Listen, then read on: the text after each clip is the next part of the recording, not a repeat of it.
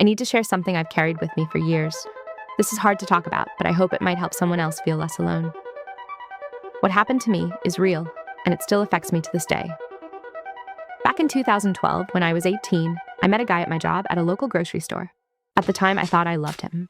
My home life wasn't great. Both my parents struggled with alcoholism, and my mom could be physically and emotionally abusive. I spent most of my teenage years walking on eggshells, never knowing when she might snap. I was desperate for stability, for someone who cared, and I thought this relationship might give me that. Things started out okay. We laughed, shared interests, and it felt exciting to have someone pay attention to me. But slowly, things began to change. He started controlling little aspects of my life. At first, it was small things, like asking me not to go home after work and suggesting I keep my things at his place to save on gas. I thought it was convenient at first, but then gradually, I realized I wasn't allowed to go anywhere without him. I couldn't make a decision about my day without him weighing in. And the worst part? He made me feel guilty when I wanted autonomy. The sexual side of the relationship became abusive as well.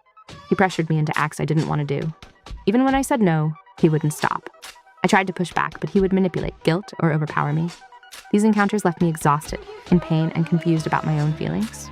My body didn't feel like mine anymore, and I didn't know how to say no in a way that would be respected. It escalated. One day, he forced me to have anal sex. I had said no multiple times, tried to postpone it, tried to negotiate boundaries, but he overpowered me. I froze, completely paralyzed. I remember the fear, the tension in my body, the feeling that I couldn't escape. The look on his face, the sly, satisfied smile, has stayed with me. He acted afterward, as if nothing was wrong, praising himself. I was left feeling ashamed, terrified, and numb all at once. This wasn't a single event. It happened multiple times, and each time the trauma compounded. Sometimes he would share personal stories from his past, attempting to justify his actions, and I would cling to them, trying to rationalize what had happened. But no explanation makes this okay. There is no excuse for forcing someone to do something they don't want. His behavior outside of sex was also frightening. He had violent outbursts, sometimes involving weapons, and he would stalk me. He would appear at my job uninvited, sit in the parking lot, and watch me. I felt unsafe in places that were supposed to be normal. Every interaction with him left me anxious and fearful for my own safety. Eventually, I left. I moved across the state to start over, but the memories didn't leave me. They resurfaced unexpectedly, leaving me panicked, shaken, and overwhelmed. I didn't even identify what had happened as rape for years. I minimized it, told myself it wasn't that bad, or that it was my fault somehow. But I've come to realize it was none of those things. It wasn't my fault, and my feelings are valid. In 2018, I started therapy, initially for substance use. I had been using weed daily, trying to cope with the anxiety and flashbacks. Talking about what happened was terrifying. I would shake, cry, relive moments in my head, feel trapped all over again.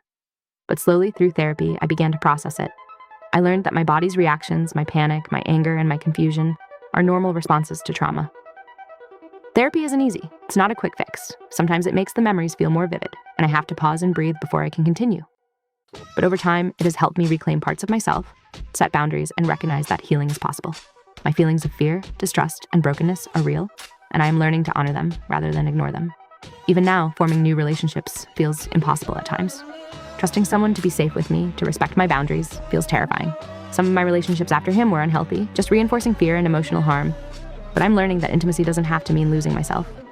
Love doesn't have to be frightening, and my worth isn't defined by what happened.